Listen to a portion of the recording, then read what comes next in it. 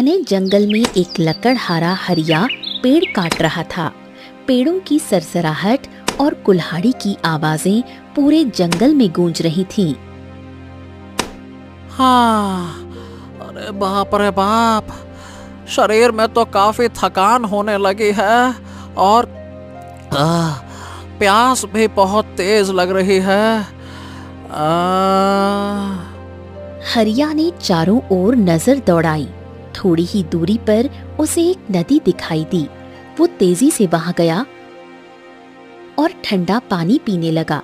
वो लौटने ही वाला था कि उसकी निगाह नदी के उस पार एक विशाल मैदान पर पड़ी। गांव वाले तो अक्सर नदी के उस छोर पर जाने से मना करते हैं। कहते हैं जहां तक नजर जाए वहां सिर्फ मैदान ही मैदान है। बुजुर्ग बताया करते हैं कि नदी के सामने उस मैदान में कभी मटकापुर नाम का एक राज्य हुआ करता था, जो घने और सुंदर जंगलों के बीच बसा था। लेकिन न जाने क्यों वो राज्य और वो जंगल दोनों अचानक से गायब होकर इस सूने मैदान में बदल गए। हाँ, भगवान जाने क्या है ये। हरिया इतना कहकर लौटने लगा। रात का अंधेरा धीरे धीरे फैल रहा था कि तभी उसकी नजर फिर उसी मैदान पर पड़ी। इस बार वहां से सुनहरी रोशनी की किरणें फूट रही थीं। अरे ये क्या, ये सुनहरी चमक कहां से आ रही है? कहीं वहां कोई सोना चांदी तो नहीं पड़ा? जाकर देखता हूँ, आज तो दिन बड़ा अच्छा है।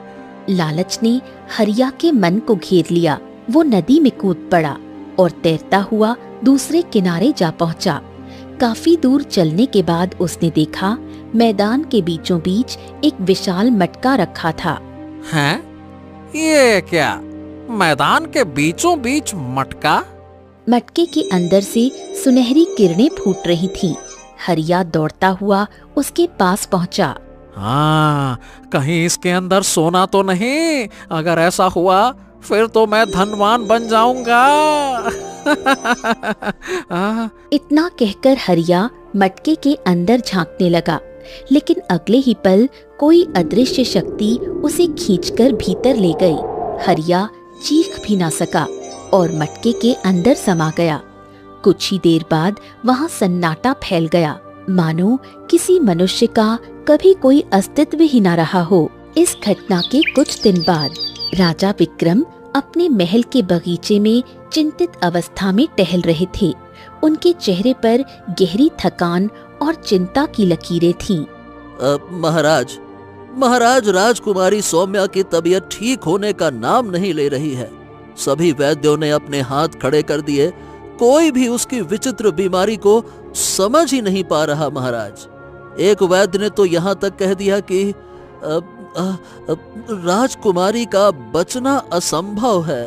ये सुनकर राजा विक्रम की आंखों में आंसू आ गए। हे ईश्वर, ये मेरी पुत्री को कौन सी बीमारी हो गई है? कुछ दिन पहले राजगुरु ने हमें आश्वासन दिया था कि इलाज का उपाय ढूंढ लेंगे। तब से वो ध्यान मुद्रा में बैठे हैं, न जाने कब जागेंगे, कैसे क्या होगा। इतना कहते ही वहां राजगुरु आ पहुंचे।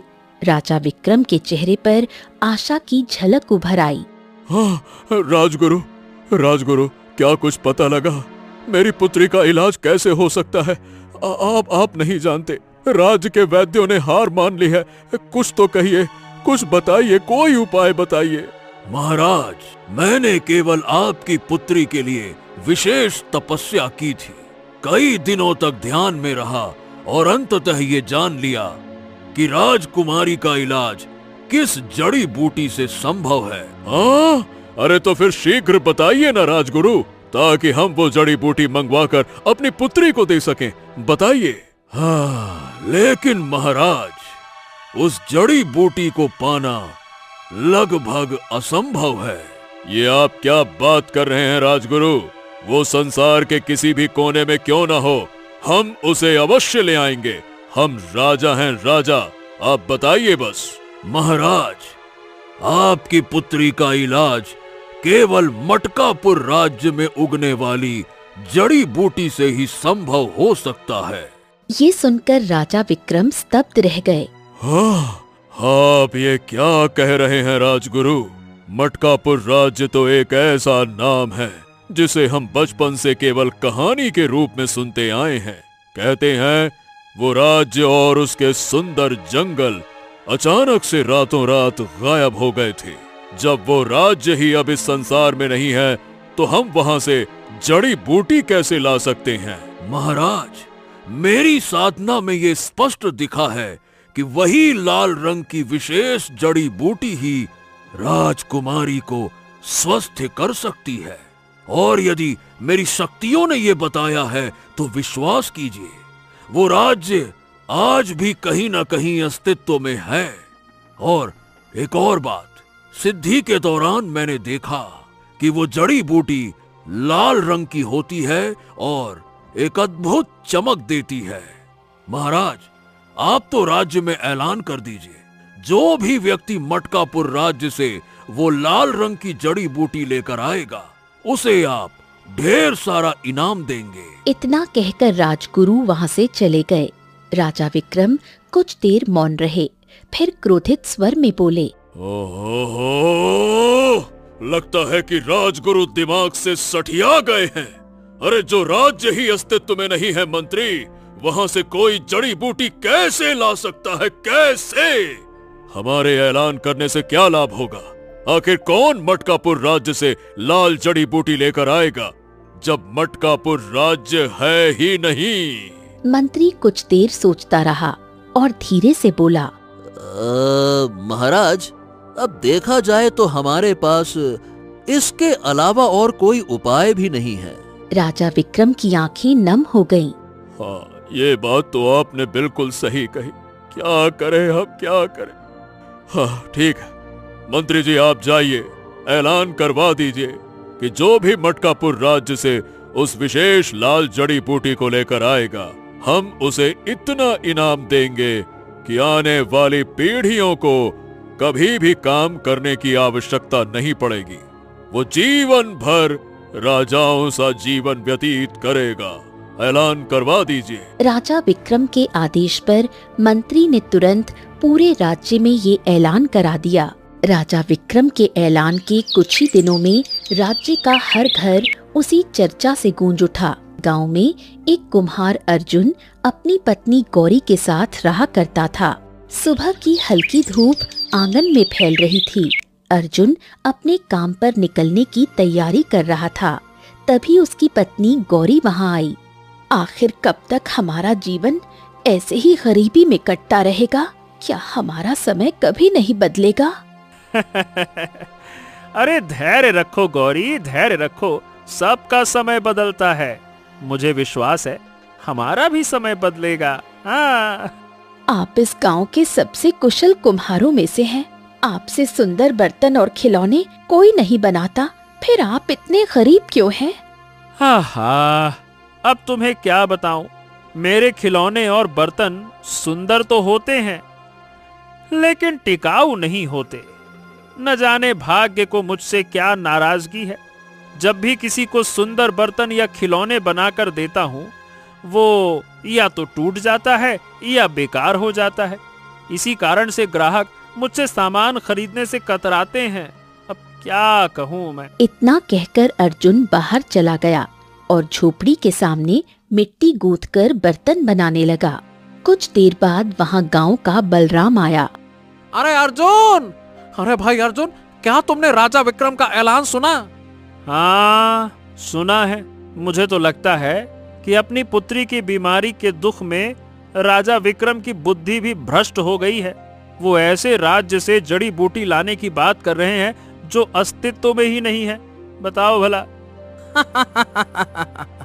बिल्कुल सही कहा तुमने। वैसे ये बताओ कि आज क्या बना रहे हो तुम? अरे भाई, बर्तन तो कई बन चुके हैं लेकिन बिकते ही नहीं हैं। सोच रहा हूँ कि आज बच्चों के लिए खिलौने बनाऊं। ये देखो, ये तोता कैसा बना है, देखो। आहा। अर्जुन, तुमने तोता तो बहुत सुंदर बनाया है, लेकिन शायद यह भी तुम्हारे बाकी बर्तनों की तरह कमजोर ही होगा। एक बात बताओ, मुझे तो समझ में नहीं आता कि तुम्हारे बनाए गए बर्तन आखिर टूटते क्यों हैं?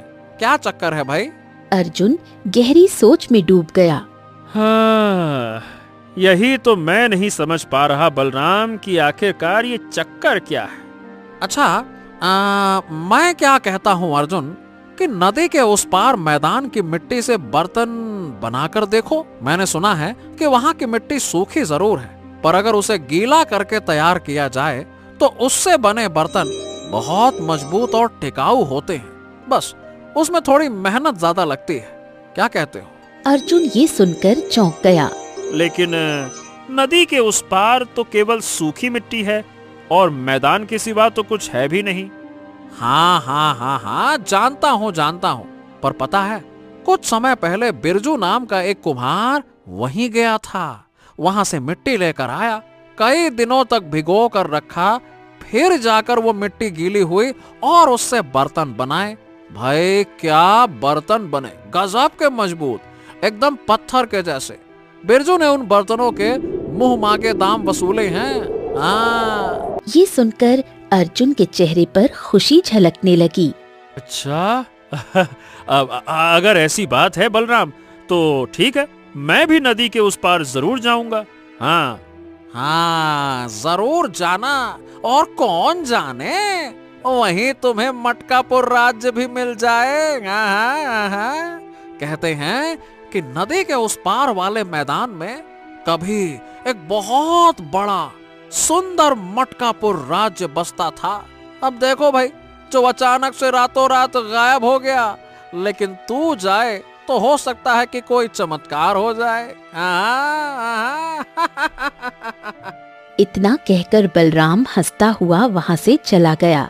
अर्जुन उसी समय अपनी पत्नी के पास पहुंचा और सारी बात उसे बताई। बलराम तो पागल हो गया है और तुम भी पागल हो गए हो। अरे वहाँ मैदान के सिवा कुछ भी नहीं, उस सूखी मिट्टी से भला तुम कैसे मजबूत बर्तन बना पाओगे? गौरी, वैसे एक बार प्रयास करने में क्या जाता है? हो सकता है कि बलराम सच कह रहा हो। अगर मेरे बर्तन मजबूत बनने लगे तो फिर तो मेरा भाग्य ही बदल जाएगा ना। तो फिर जैसा तुम्हें ठीक लगे वैसा करो। तो फिर तय रहा, अगले दिन मैं नदी के उस पार मिट्टी लेने जाऊंगा।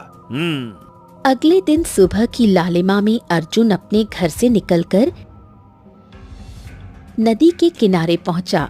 सामने फैले मैदान को देखकर उसके मन में कौतूहल और जिज्ञासा दोनों उमड़ पड़े। उसने बिना देर किए नदी में छलांग लगाई और तैरता हुआ दूसरे छोर पर जा पहुंचा। पानी से निकलते ही उसने देखा उसके चारों ओर विशाल चटियल मैदान फैला था। अर्जुन अपने साथ लाए हुए फावड़े से सूखी मिट्टी खोदने लगा। वो लगातार काम करता रहा और सुबह से शाम कब हो गई उसे पता ही नहीं चला। बाप रे बाप, चलो अब इस मिट्टी को बोरी में भर लेता हूँ और नदी के उस पार ले जाने के लिए कोशिश करता हूँ। वैसे भी अगर मिट्टी नदी में गिरेगी तो गीली हो जाएगी, फिर मेरा काम भी आसान हो जाएगा। अरे वैसे भी ये बड़ी विचित्र मिट्टी है, सुबह से शाम हो गई तब कहीं जाकर थोड़ी सी खोद पाया हूँ। पता नहीं मिट्टी है कि क्या है। चलो। इतना कहते ही अर्जुन की नजर अचानक दूर पड़ी। वहाँ सुनहरी किरणें मैदान में फैल रही थीं। अरे ये क्या है? लगता है सामने कोई वस्तु रखी है जिसमें से ये सुनहरी चमक निकल रही है, पर आखिर ये हो क्या सकता है? जाकर देखूं क्या? अर्जुन सावधानी से कदम बढ़ाने लगा। थोड़ी दूरी पर पहुंचकर उसने देखा वहाँ एक विशाल मटका रखा था जिसके भीतर से सुनहरी रोशनी फूट रही थी। अरे बाप रे बाप, ये तो विशाल मटका है और इसके अंदर से ये सुनहरी किरणें। जैसे ही अर्जुन मटके के अंदर झांकने के लिए झुका, अचानक किसी अदृश्य शक्ति ने उसे भीतर खींच लिया। क्षण भर में अर्जुन का शरीर हवा में लहराया और वो तेज गति से नीचे गिरा। उसकी पीठ दर्द से करहा उठी। उसे ऐसा लगा जैसे किसी ने उसे ऊंचाई से नीचे फेंक दिया हो। हाँ हाँ, हे भगवान, ये क्या? अब मटके में झांकते ही ऐसा लगा जैसे कोई चुंबकीय ताकत मुझे खींच रही थी, और अब मैं यहाँ आ गया हूँ। ये क्या है? ये मैं मटके के अंदर हूँ क्या? ये क्या हो रहा है? हाँ। अर्जुन ने चारों ओर नजर दौड़ाई। अब वहाँ मटके का कोई निशान नहीं था, सिर्फ हरियाली, उजाला और एक रहस्यमयी शांति फैली थी। वो जंगल में आगे बढ़ा। तभी उसकी नजर एक तालाब पर पड़ी। तालाब के किनारे लाल रंग की विशेष जड़ी बूटियां उग रही थीं। ओह, ये तो बिल्कुल वैसी ही जड़ी बूटी लग रही है जैसा कि ऐलान में बताया गया था।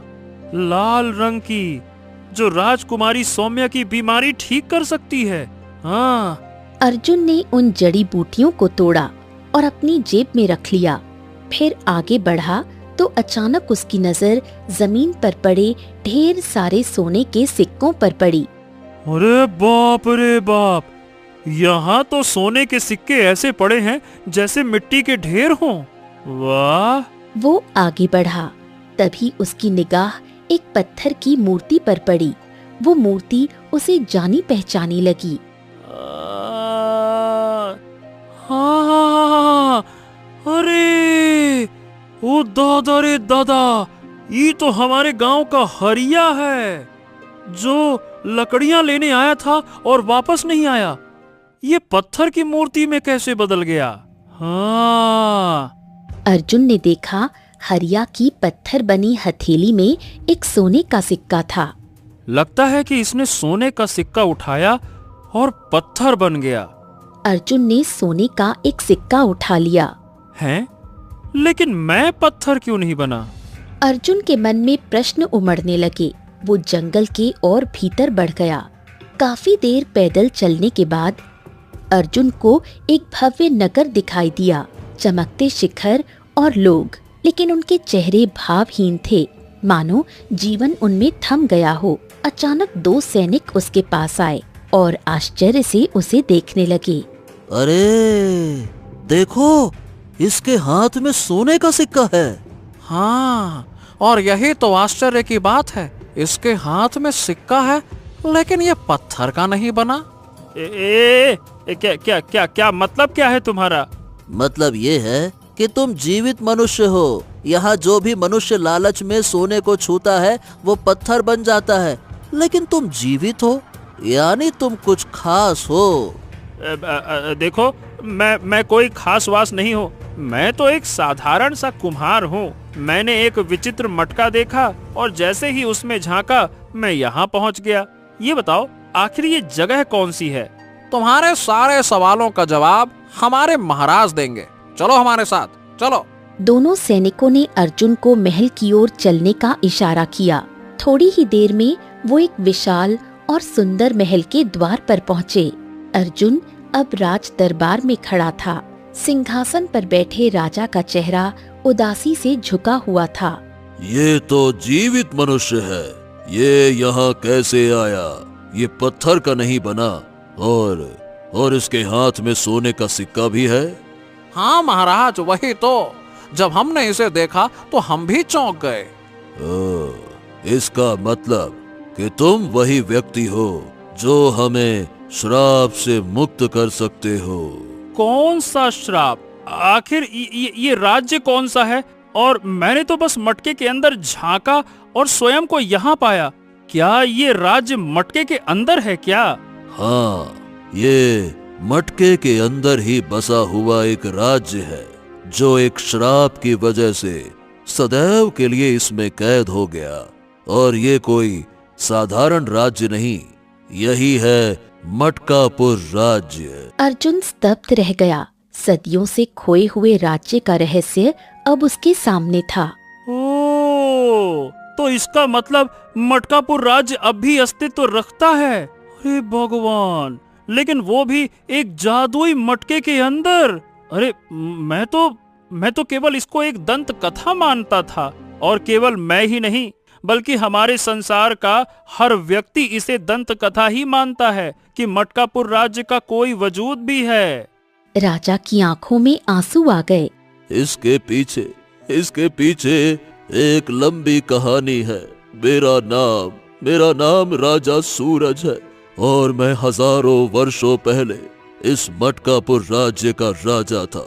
हमारे राज्य में कुम्हारों का राज्य था। हमारे राज्य में कुम्हार केवल मटके बनाया करते थे और इतने सुंदर मटके बनाया करते थे कि दूर दूर के व्यापारी हमारे राज्य के मटके खरीदने आते थे और हमारे राज्य के मटके को व्यापारी और कुम्हार मुंह मांगे दामों पर सुंदर मटके व्यापारियों को बेच देते थे।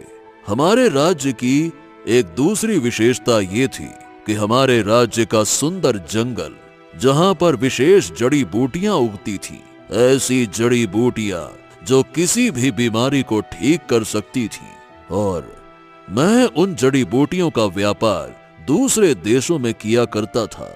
मेरे राजकोष में खजाने की कोई कमी नहीं थी। हमारा राज्य एक संपन्न राज्य था। सब कुछ ठीक ठाक चल रहा था और फिर हमारी संपन्नता ने प्रजा और शासक दोनों को घमंड में डुबो दिया। हम केवल और केवल अपना लाभ देखने लगे, लालच में आ गए।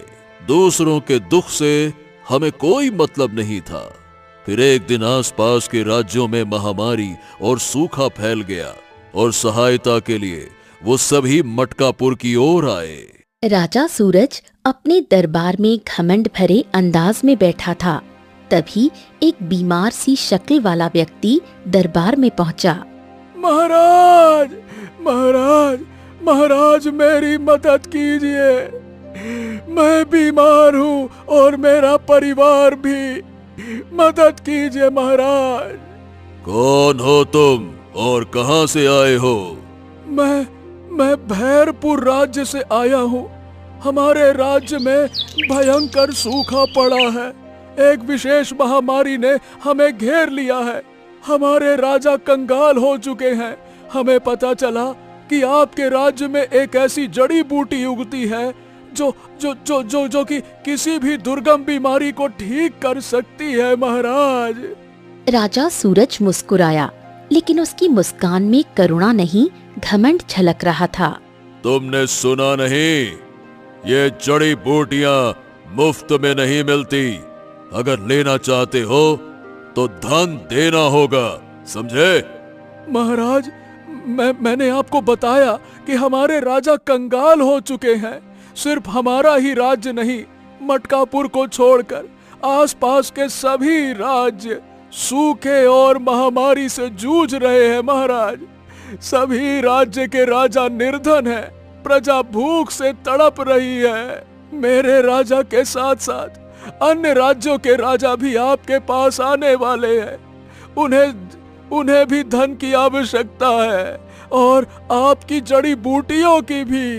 ये सुनकर राजा सूरज के चेहरे पर क्रोध उमड़ आया। सैनिकों, इसे धक्के देकर बाहर निकालो। मैं अपने राज्य में कोई बीमार व्यक्ति नहीं देखना चाहता। कहीं बीमारी मेरी प्रजा में न फैल जाए। निकालो इसको, ले जाओ। सैनिकों ने उस असहाय व्यक्ति को दरबार से बाहर निकाला। राजा सूरज ने एक ठंडी नजर अपने मंत्री की ओर डाली। मंत्री जी, सारे राज्यों में सूखा पड़ा है। वो सब हमारे सामने भीख मांगने आ रहे हैं, लेकिन हाँ, ना ही हम एक भी फूटी कौड़ी देंगे और ना ही एक भी जड़ी बूटी। अब कोई उपाय सुझाओ। मंत्री कुछ देर सोच में डूबा, फिर बोला, महाराज, जड़ी बूटियों और धन को एक साथ सुरक्षित रखने में बहुत समय लगेगा। आप ऐसा कीजिए कि राज्य में ऐलान करवा दीजिए कि कोई भी बाहरी व्यक्ति हमारे राज्य की जड़ी बूटियां नहीं तोड़ सकता। इस पर पूरी तरह से रोक लगा दीजिए। अरे, तो जब वो हमसे धन मांगेंगे तो फिर हम क्या कहेंगे? इसका भी उपाय है महाराज। हमारे राज्य के कुम्हार मटके बनाते हैं। आप ये ऐलान करवाइए कि राज्य के सभी कुम्हार और व्यापारी अपने लिए एक विशेष मटका बनाएं और उसमें अपना सारा धन छुपा दें, उसे जमीन में गाड़ दें और झूठा प्रचार करें कि वो भी अब निर्धन हो गए हैं, और आप भी एक विशाल मटका बनवाइए और अपना सारा राजकोष उसमें रखिए और महल के किसी गुप्त स्थान पर उसे छिपा दीजिए। फिर घोषणा कर दीजिए कि मटकापुर भी अब धन की कमी से जूझ रहा है। राजा सूरज ने मंत्री की ओर देखा, फिर धीरे धीरे उसके चेहरे पर संतोष की मुस्कान फैल गई। वाह वाह वाह वाह क्या बेहतरीन, बहुत ही बढ़िया उपाय सुझाया है तुमने मंत्री। जाओ, जाकर पूरे राज्य में ऐलान कर दो, जाओ। मंत्री ने झुककर कहा, आज्ञा महाराज। और अगले ही दिन पूरे राज्य में डुगडुगी बजवा दी गई। राज्य के सभी कुम्हार अपने अपने घरों में सुंदर मटके बनाने लगे। हर घर में सुनहरे सिक्कों की खनक गूंज रही थी, जो अब मिट्टी में छुपने वाली थी। कुम्हारों ने अपने सारे धन को मटकों में भरकर उन्हें जमीन में गाड़ दिया। राजमहल में भी एक विशाल मटका तैयार किया गया। चलो, हमारे इस मटके को छुपा दो। मंत्री ने झुककर कहा, जैसी आज्ञा महाराज। राजा ने उसमें अपना पूरा खजाना रखवाया और उसे महल के गुप्त स्थान पर छुपा दिया। उसी समय एक वृद्ध साधु क्रोध से कांपता हुआ वहां आ पहुंचा। तुम गलत कर रहे हो राजन। तू हमारे महल में बगैर इजाजत के कैसे आ गया? तुमने मटकापुर राज्य का नाम मिट्टी में मिला दिया। तुम्हारा पिता जितना दयालु था, तुम उतने ही कठोर और निर्दयी निकले। तुम्हारे लालच की छाया पूरे राज्य पर पड़ गई है और तुम्हारी प्रजा भी लालची बन चुकी है। इस समय आसपास के राज्यों को तुम्हारी मदद की जरूरत है। वो महामारी और सूखे से जूझ रहे हैं, लेकिन तुम इतने घटिया हो कि उनकी सहायता करने की बजाय उनसे झूठ बोलने की तैयारी कर रहे हो। अब भी समय है, हम तुम्हें चेतावनी देते हैं। जितने भी राजा यहाँ आने वाले हैं, उनकी मदद करो, उन्हें जड़ी बूटियां दो ताकि वो महामारी से मुक्त हो सके और धन से उनकी प्रजा को राहत दो। अच्छा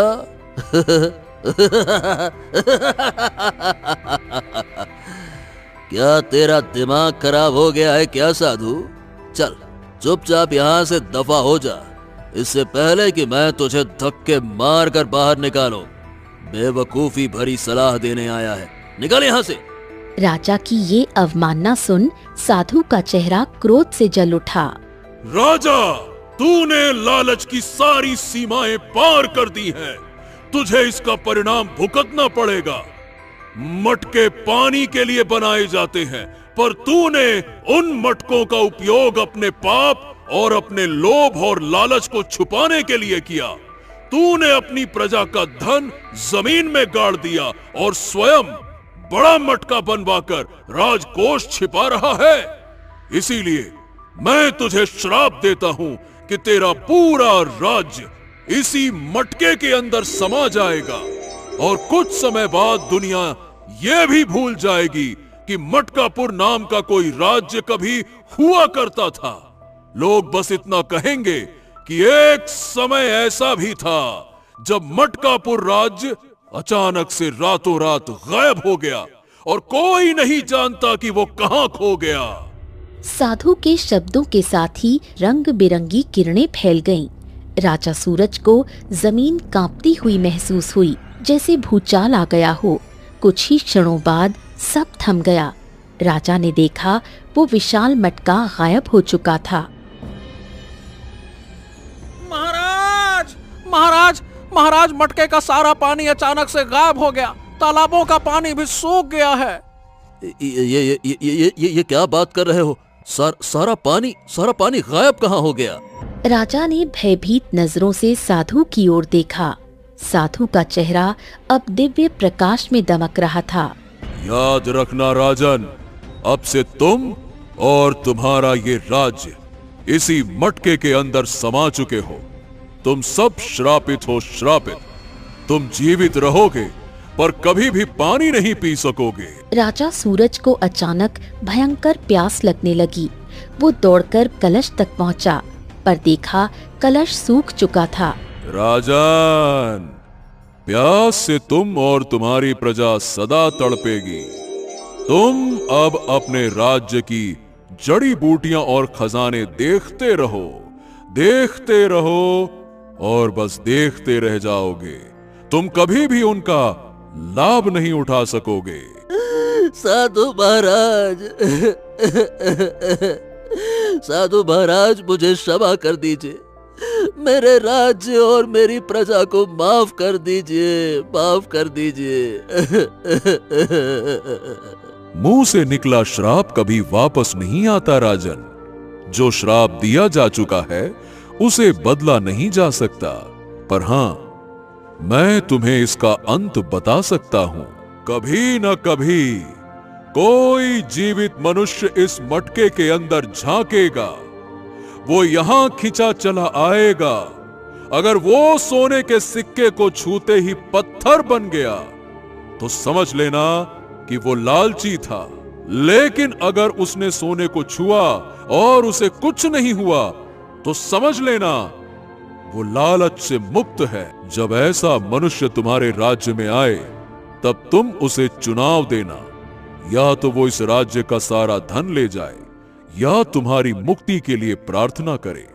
अगर उसने धन चुना तो ये सारा खजाना उसका होगा, पर यदि उसने धन को ठुकराकर मुक्ति के लिए प्रार्थना की तो तुम्हारा सारा धन मिट्टी में मिल जाएगा और तुम्हारी आत्माएं मुक्त हो जाएंगी। लेकिन ये दिन बहुत दूर है, हजारों वर्षों बाद, जब तुम सब मृत हो चुके होंगे, फिर भी श्राप के कारण जीवित दिखाई दोगे। इतना कहकर साधु ने अपनी आंखें बंद की। एक तेज रोशनी फैली और साधु रंग बिरंगी किरणों में विलीन हो गया। बाप रे, ये सब सुनकर तो मेरे रोंगटे खड़े हो गए। तो इसका मतलब ये राज्य सचमुच श्रापित है। राजा सूरज ने अर्जुन का हाथ पकड़ा और अपने खजाने के कक्ष की ओर ले गया। और अब तुम्हें चुनाव करना होगा। यदि तुम खजाने को चुनोगे तो ये सारा खजाना तुम्हारा होगा। तुम जैसे ही इसे स्पर्श करोगे अपनी दुनिया में लौट जाओगे।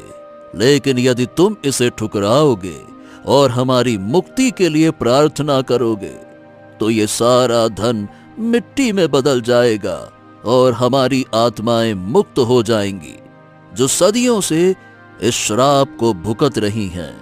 अर्जुन की आंखों में आंसू भर आए। मुझे खजाना नहीं चाहिए। मुझे कभी धन का लालच नहीं रहा। मैं केवल चाहता हूँ कि आप सब मुक्त हो जाएं। हाँ, मैं प्रार्थना करूंगा। अर्जुन ने हाथ जोड़कर आसमान की ओर देखा और बोला, हे प्रभु, इन सबको श्राप से मुक्त कर दीजिए। इन्होंने गलती की थी, लेकिन इनकी पीड़ा अब असहनीय है। इन्हें मुक्त कर दीजिए, मुक्त कर दीजिए। अर्जुन की प्रार्थना पूरी होते ही रंग बिरंगी किरणें फैली। खजाना धीरे धीरे मिट्टी में बदल गया। राजा सूरज मुस्कुराया। तुम्हारी वजह से हम सब श्राप से मुक्त हो गए। जब तुम अपनी आंखें खोलोगे ना, ये सारा राज्य मटके से बाहर आ जाएगा। अर्जुन, तुमने आंखें बंद की और अगले ही पल सब कुछ विलीन हो जाएगा। बंद करो आंखें। जब अर्जुन ने आंखें खोली, वो फिर से नदी के किनारे खड़ा था। अब वहाँ सूखा मैदान नहीं था, बल्कि एक सुंदर जंगल और शांत राज्य दिखाई दे रहा था। थोड़ी ही दूर हरिया खड़ा था। अब वो जीवित था और उसकी आंखों में आंसू थे। हाँ अर्जुन, तुम्हारी वजह से सब मुक्त हो गए। हाँ। हरिया वहाँ से अपने घर चला गया। अर्जुन सीधा राजा विक्रम के पास पहुंचा और सारी घटना राजा विक्रम को बताने लगा। उसने जेब से लाल जड़ी बूटी निकाली और राजा को दे दी। महाराज, ये वही जड़ी बूटी है जिसके बारे में ऐलान हुआ था। आप स्वयं जाकर देख सकते हैं। जहां पहले सूखा मैदान था, वहां अब एक सुंदर राज्य और जंगल है। राजा विक्रम ने मंत्री और राजगुरु के साथ जाकर देखा।